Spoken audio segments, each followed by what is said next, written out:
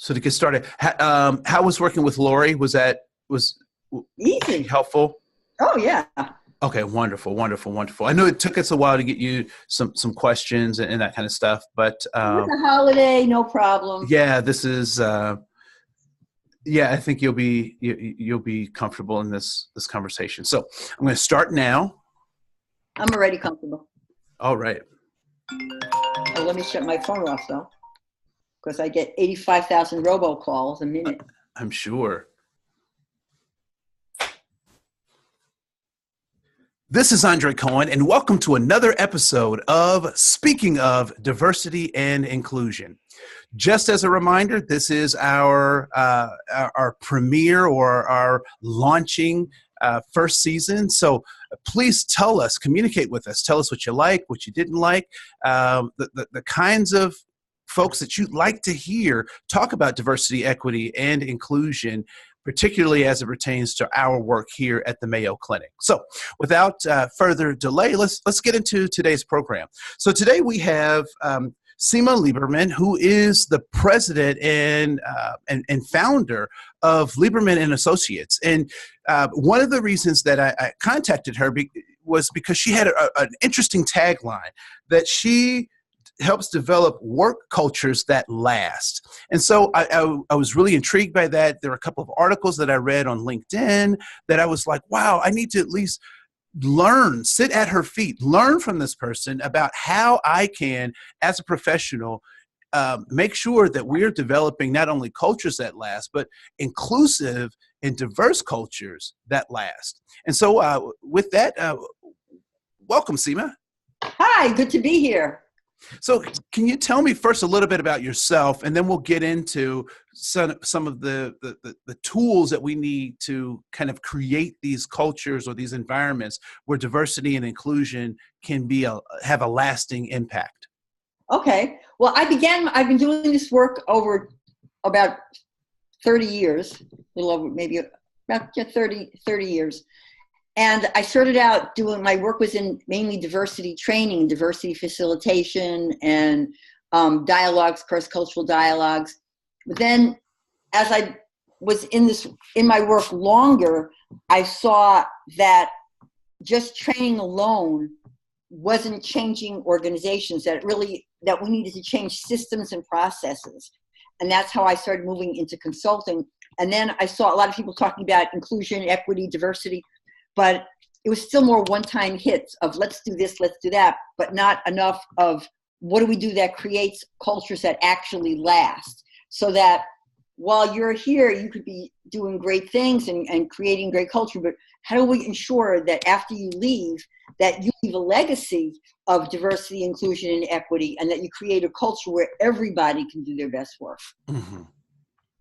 So it's interesting that you talk about work cultures that last. I remember that there was a book that was built to last, right? Yeah. And the interesting thing about that book was that there were some methodologies and some business models that were being hailed as these really wonderful, great things, but time tells the truth, right? And so right. What we also found is that in hindsight, some of those same things that were hailed as these hallmarks of, innovation and business savvy actually helped create the conditions that sparked kind of the economic crisis of 2008.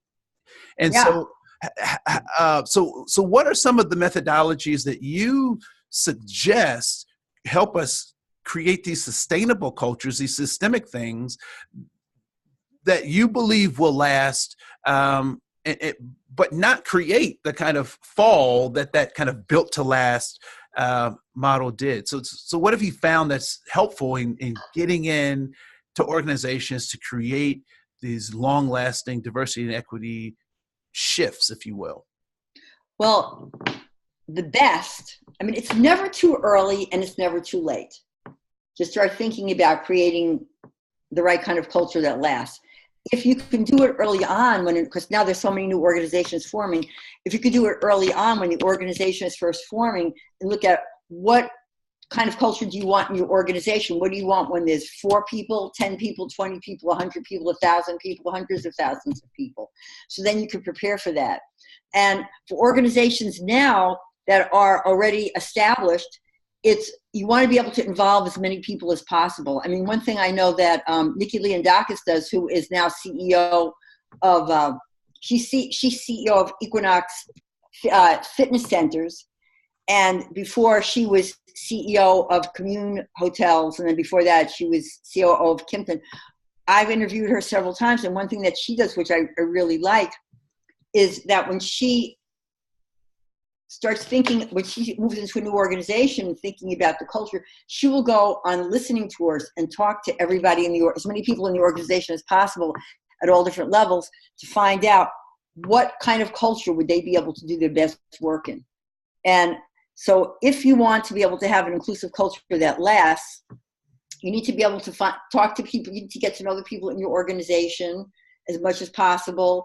And you need to be able to create accountability systems where you have a vision for your culture, you involve as many people as possible, and you look at what needs to be done to be able to create that culture. Now, the methodology, what you do may be a little bit different, because if you know that the goal is to create inclusive cultures that last, what you do today may be different next year or in 5 years.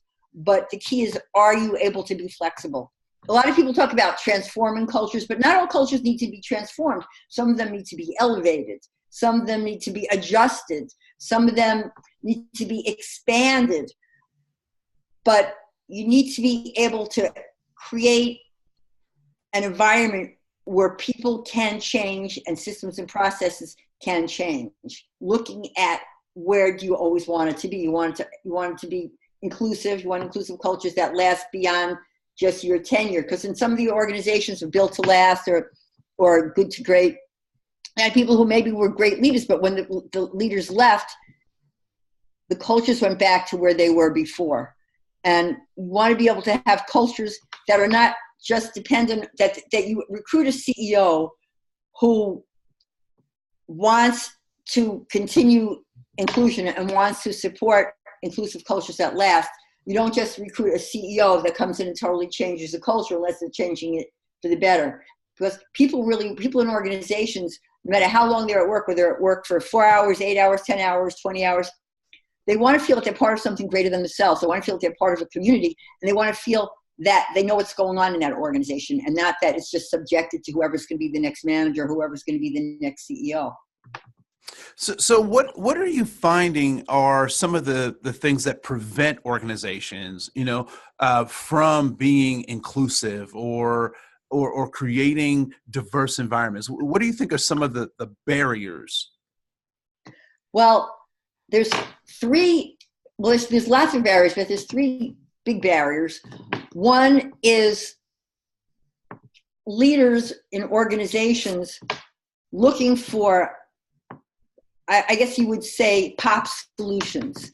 Okay, so we're going to do bias training today, and we're going to spend hundreds of thousands of millions of dollars on bias training, but they don't really change what's going on actually in the organization. They don't change the way people are recruited. They don't change the way people are interviewed. They don't make people feel more welcome. They just go through bias training. And just like a one-time training is not really going to make a difference. The other one is that you have people who are in leadership who they actually abdicate. They give all responsibility for culture to human resources, but they don't empower human resources. So, okay, you're in charge of culture, and people, oh yeah, we're in charge of culture. Oh, but we have no budget. So they don't really empower them. They don't work with them. In fact, they don't even have the people who they have tasked, tasked to lead the culture, but they don't even sit in the same table with the CEO. I mean, culture is really important. So as a CEO, you have to be involved in every aspect. I mean, not everything every day, but in terms of the planning, and people have to see you as a leader. And then the third piece, and that stops people, is fear. That oftentimes you have people who are running organizations who are in leadership of different departments, but they're really afraid. They don't really understand how diversity and inclusion is really going to help them do their job better. It's going to help them look much better because the organization is to be more successful. So they get really afraid of any kind of major change, any kind of internal change that they have to go through. So yeah, so before we go too far down the road, I do want to kind of backtrack just a little bit, because we're throwing out a lot of jargon. We're using a lot of words that could have actual multiple meanings, right? So yes. When you think of, or in the work that you're doing, how do you define diversity, and then how do you define inclusion? Okay, the way that I define diversity is all the differences, and I like to use Roosevelt Thomas, who was one of like the grandfathers of diversity, the late Roosevelt Thomas. And he Elephants and giraffes, right? That's right. Yeah, he was amazing. He was so amazing. He's such a great person too. That it's all the differences and similarities that people bring to the workplace with their ensuing tensions, how you bring people together and how you get people to work together, and how you pair people's strengths up with other people's strengths. But diversity is all the differences and similarities that we bring to the workplace. And then when I look at inclusion is what you do with those differences and similarities. How do people feel when they're in the organization? And people feel like they belong. And now a lot of people are using the word belonging, but it's true that when people feel included, like they belong to an organization, they're going to be less afraid of taking risks. They're going to be more creative. They're going to feel part of the organization, and they're going to work better together. Because just having diversity alone isn't enough. That's another problem that I see in organizations, particularly in the tech sector. We have people who are so focused on numbers. Mm-hmm. They're so focused on, okay, we're going to get like 5 African Americans, 5 Hispanics, five women who are white, black, brown, and we'll have like 5 of each. But then they get the numbers, and the numbers look good. I call it looks good in the company photo. Mm-hmm. So they have people who are visibly very different, but then when they get in the organization, they don't make people feel included. They don't have people who help new employees. They don't have like a new hire ambassador. And there's a lot of things that they can do to make people feel included. I can't tell you how many conferences and meetings I've been to where I talk to specifically people of color who tell me that they were hired by an organization, but once they got into the organization, no one ever even asked them what they thought. No one even asked them for their ideas. So like one guy was telling me, he said he left the organization. He said, I was tired of being underutilized and underestimated. Underutilized and underestimated. I'm going to use those, because I'm sure a lot of people feel that way, particularly if you're not being invited or engaged in conversations or planning or budgetary plans. Yeah. Or they put them on.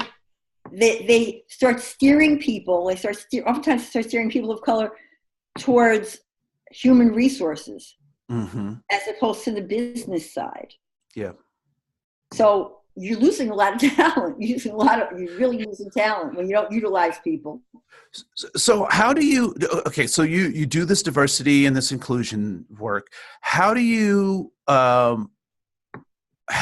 work with, or what do you say, or how do you encourage, engage those individuals who say that these efforts around diversity and inclusion are actually reverse discrimination? Yeah, that's a good question. How do you wrestle with that? I actually was I was on NPR last year. Was when they had the issue with what was it, Google, and this guy, I can't remember his name, the engineer. I wrote about him, and he talked about how diversity really was like diversity wasn't really good, and women were more neurotic. I don't know. He just wrote this I guess, tome. And so he was one, and then he had like followers of people who felt the same way, Mm-hmm. that, oh, it's reverse discrimination. And how you deal with that is, one, you have to be able to have conversations. I mean, I've done a lot of dialogues inside organizations where we bring people together from all different backgrounds and all different work functions, and people talk about differences and similarities, and we help them build relationships. So then in that process, they see how diversity and inclusion actually helps the business and makes their work easier. And so if somebody, there are people who really just don't know, and those are the people we need to engage in conversation, because they really don't know. We need to show them how they're part of diversity, they're part of inclusion, they're part of equity, that everybody is part of it.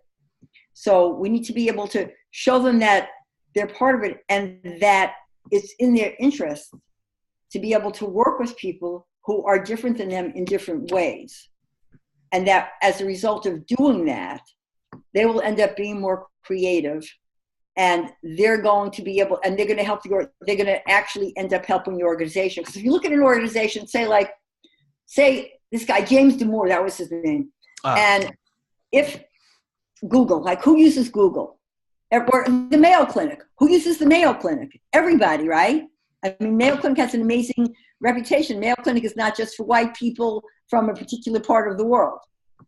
No, it's not. So if you want to be able to maintain a diverse client base, customer base, patient base, employee base, whatever it is, then you have to think of, how are we going to meet people's needs? How are we going to find out what they need?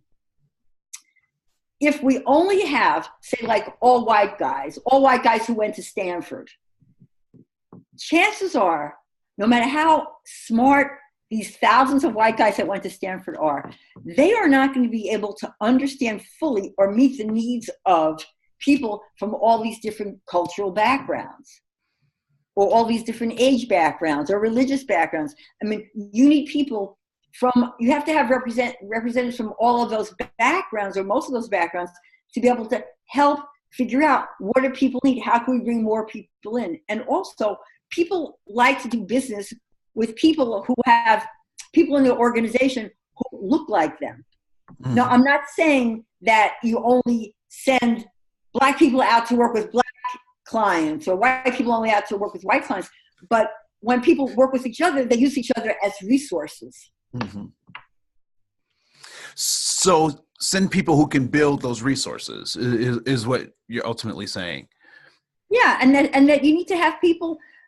I mean, when people were talking about Google, I was saying, do you think that if you have all these thousands of white guys and they all went to Stanford, are they going to be able to meet the needs of, say, the 65-year-old Black woman in Ghana? I mean, you want people who understand the culture, you want people who really understand the client base. Yeah. And so to carry that even further, that would also mean you just wouldn't get any Black person to try to meet that 65-year-old woman from Ghana's thing, meet her needs, right? Because that person may be just as unaware as the guys from Stanford. So, so what I hear you saying is that diversity and inclusion also has to be very strategic in helping the organization reach those kind of diversity goals, looking at those commonalities and differences and doing that. Yeah. But you just said something very important that I think it's a point that I make so often in my work, because I do a lot of training and facilitation and consulting, and oftentimes you have people who really don't have a lot of experience, so they think that the one Black person from, I don't know, from like maybe LA is going to be able to go to Ghana, like a Black man from LA who's like 25 can go to Ghana and relate to the 65-year-old Black woman in Ghana. But maybe not. That person may know nothing. You might be a white person, or might be who's maybe closer to age. You don't know. So just because somebody is a certain color or a certain background doesn't mean that they really are the best person to go do that work in that particular area. Yeah, yeah, yeah. So I am. So I'm wondering. So I know that you have some. You've written some books. Can you talk a little bit about the books that you've written, and what was the impetus for the creation of those tools? Okay. Well, I wrote 3 books. One was Putting Diversity to Work. I co-authored it with George Simons. It was Putting Diversity to Work, how to effectively lead a diverse workforce. And that's a workbook. We did that for CRISP, and we did that because we wanted to give people tools. And the book is really tools. There's tools that you can use to be able to put diversity to work and lead a diverse workforce. Because what we wanted is we wanted to get leaders involved. Because what was happening is that people were getting big contracts. We were getting big contracts, and and we'd be hired by, say, a leader of an organization, but then they'd say, well, this is just for the employees. We don't need it. So looking at that, there are some strategies that you need. So we wanted to help people create strategies and assessments. Then the second one was Diversity Calling, Building Community One Story at a Time. And I wrote that with a group. I'm part of a group called the DICE Group, which is Diversity Community Exchange. And a group is 10 of us who wrote the book from all different backgrounds. Like, I'm a white Jewish woman, I'm a baby boomer. And we had like somebody, Nadia is a Generation Xer. She was raised Muslim, and her family's from Egypt. And then we had Tommy Smith, who's around my age. He's African-American. He's a Baptist minister. So we had all different people from all different kinds of backgrounds. And we wrote, and we're like a community. So we wrote a book telling our stories. It's our brief biographies, but how we got into the work, and also what impacted us in our lives that made us want to do this work, and that made us want to come together as a community. And then we talked about, and then in the book talk about how we came together as a community to show that you could have, because there's so much racial divide, that you could have multicultural communities where people actually have real conversations and really get to know each other. And then the third book I wrote was 110 Ways to Champion Diversity and Build Inclusion. And I wrote that because people were saying, oh, we want tools, we want tools, we want tools. And I said, well, here's some things that you can do. And ultimately, you still have to look at your organization. And I was tired of people saying, well, they had to wait. Before they took any action, they had to wait. And I said, here's some things you can do that don't cost money. I said, for one thing, hello. If you just start saying hello to people, as trite as it sounds, it makes a difference, because most people in organizations just say hello to people that look like them. In fact, we were doing all these. I've done a lot of assessments. There are a lot of cultural assessments and workplace assessments. And almost every time we were hearing in all different size organizations from employees saying, well, my manager doesn't say hello. Manager walks by me and doesn't say hello. And we said, well, that doesn't cost any money. And at first I thought, come on, and then I kept on hearing, and I started thinking about it. You're right. I remember telling managers that. They said, well, I can do that. I can do that. And then we talked to people after. They said, well, things are really changing just by saying hello, how are you? Because what we did was we had people take hello inventories. So the hello inventory was when managers said, well, I say hello to everybody. And I said, okay, I want you to take an inventory of who you actually say hello to. And they were saying hello to people, only people who look like them. So their assignment was they had to say hello to people, everybody. And they had to say, how are you? And they had to shut up and wait for somebody to answer. And then they had to ask them, what do you do here? And what ideas do you have for us to make it easier for you to do your work? Yeah, yeah. And that just made a difference. So now I'm writing a book on creating inclusive cultures that last. And it's going to include everything that needs to happen in order to create inclusive cultures that last. And how do you involve everybody? How do you do assessments? All of that, because every small piece that people do in terms of diversity and inclusion are all part of the big picture of creating inclusive cultures that last, but you have to put it together. Yeah.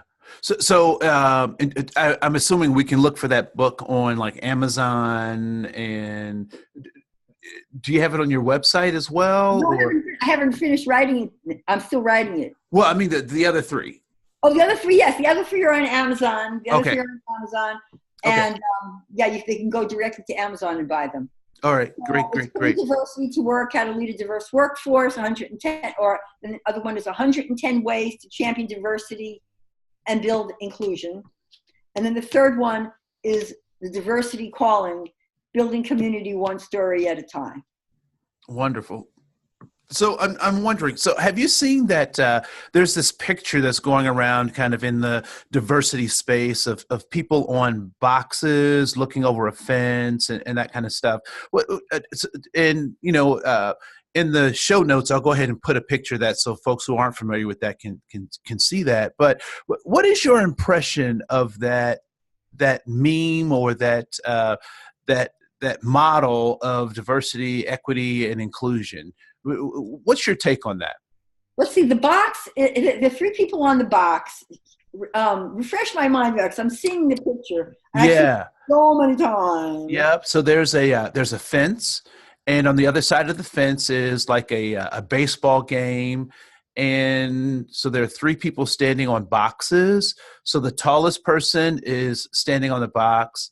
A very short person is standing on the same size box, and then a mid-sized person is standing on the same box. And so the tallest person is able to see over the fence.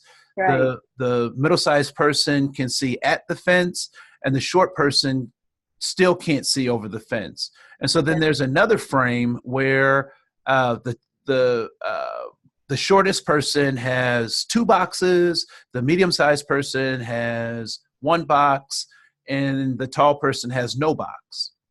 And so I imagine you've seen that, right? Oh, I've seen it so many times. Everybody was sending it to me. Hey, did you see this? Did you see this? Yeah. So what's your impression of that? Because I mean, it's a pretty popular meme. It's a pretty popular way of thinking about diversity, equity, and inclusion.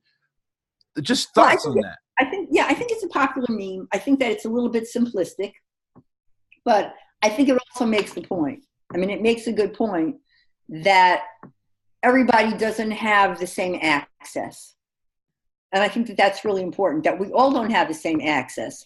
And that what we need to do, like in organizations, when I work with leaders in organizations, look at how do you create environments where everybody has access? I mean, just even on small levels. I was working with a large wine and spirits distribution company, and one of their issues was that not everybody, realistically, not everybody had access to information or to even promotions that were being offered.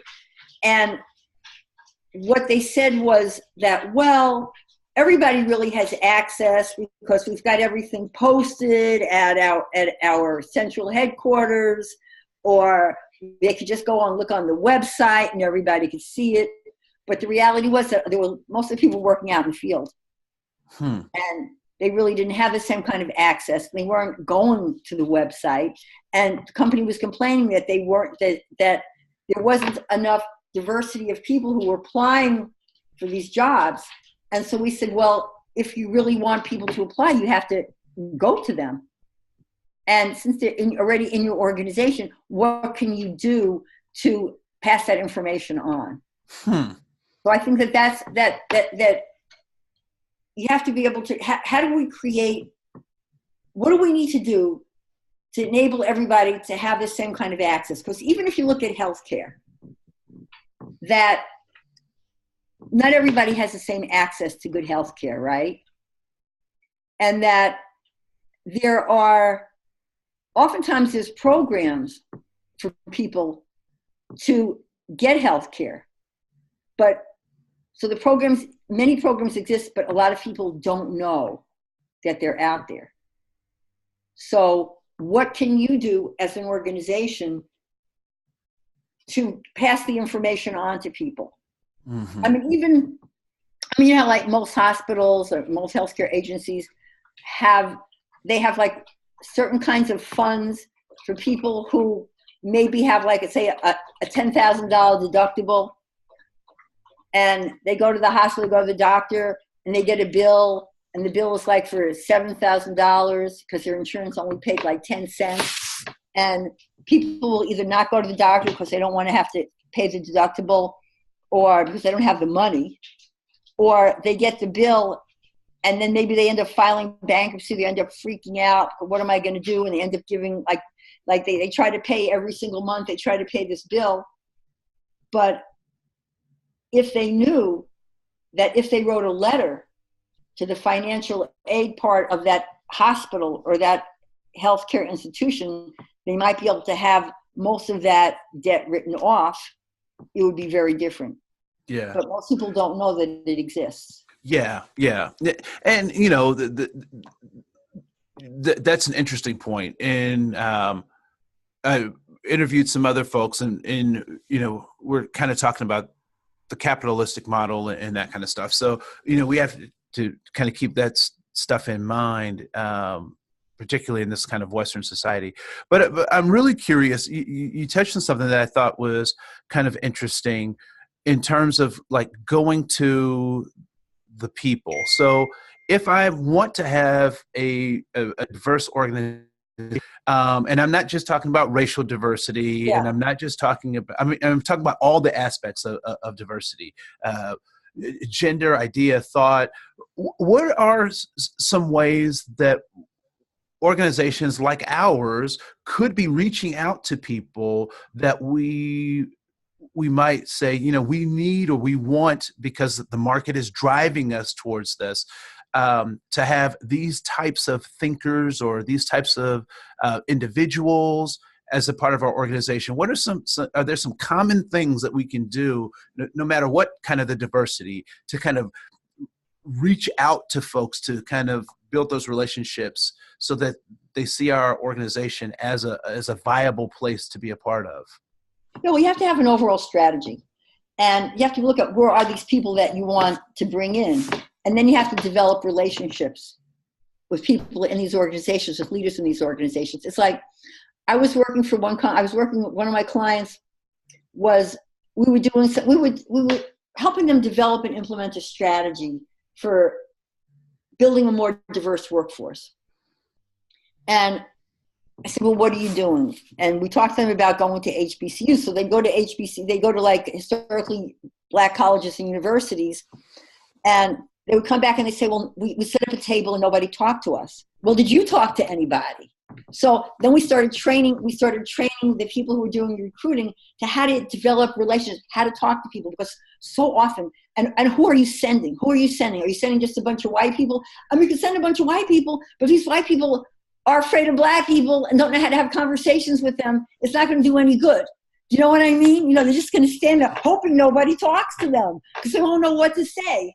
So what we did in one organization, where we trained recruiters in terms of how to develop conversations with people, and we got people, and we also brought in other people involved in the hiring process who maybe looked like some of the people that they were trying to recruit.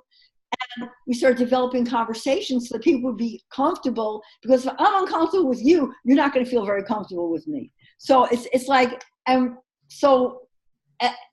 so we help people develop those relationships and do a better job of recruiting and develop and talking to people. Because if you don't talk to people, they're not necessarily going to come up to you. And then once you're interviewing people, how do you interview people? So often what happens is that people will say things like, and I'm sure you've heard this, we ask everybody the same questions. Yeah. Yeah. But how do you ask those questions? Does one person get asked a question with a smile because they look like you? They went to the same college as you. They're the same age as you. You have something visibly in common with them. And the people that you don't know that you have something in common with, then what you end up doing, they don't get the extra cup of tea. They don't get the smile. They spend even less time with those people. So you have to review every single thing that you're doing. And after a while, it becomes second nature. But in the beginning, you have to spend extra time doing it. And you have to be intentional. You can't just think, oh, if I go to an HBCU, or I had one organization I was working with. It was a an energy organization, and they were wondering why they couldn't get any engineers of color in the United States. And I said, well, what are you doing? They said, we're going to Corvallis, Oregon, because they like the engineering. So I said, how many people of color are in that engineering school? I don't know, maybe half a person or something like that. And I said, no, going to the white male country club, you're not going to find any women.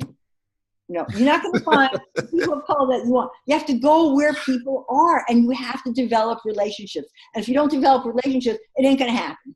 Right. When you come in your organization, you have to develop relationships. You can't expect, they didn't fit in.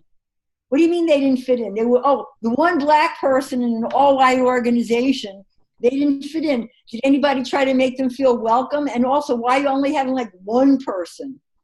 Right. I did a show with David Casey, who's a senior vice president of a healthcare related organization, and my friend and another colleague, Charmaine McClary, who coaches CEOs, and we talked, and they're both African American. And they talked about the challenge of being the only black person in the room as they kept on going higher and higher and higher, and how if you really want to make a change, you can't just think, we're just going to hire one. Yeah. We're not going to listen to that person. Yeah. I was having a conversation with someone the other day about being a token. And they said, that's bad. Being a token is bad and all this kind of stuff. And I said, you know what, personally, I don't mind being the only black person if I know I'm going to be the only black person. It's when I don't know that I'm going to be the only black person, and the expectation is that I'm not going to be the only black person, right? So I think that's very interesting. I do want to say I really appreciate the wealth of knowledge that you've shared with us today, and I hope that as we continue to build this podcast, that you'll come back and be kind of a regular as problems come up, as people have questions, that we can pose those to you, and you can help us come up with some real pragmatic and practical ways of engaging folks. I mean, the whole idea of saying hi, it doesn't cost anything, but I do wonder, how often do we just not say hello to people who, for whatever reason, it could be diversity, it could be that they are similar or dissimilar, or they even speak a different language. Are we able to bring ourselves as leaders to a point where we can just say hello to someone, no matter what they look like? And do we have the energy for that?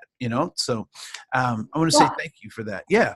And I was going to say that people will say, I've heard people say things, well, I don't say hello to anybody. Well, that's not really even true anyway.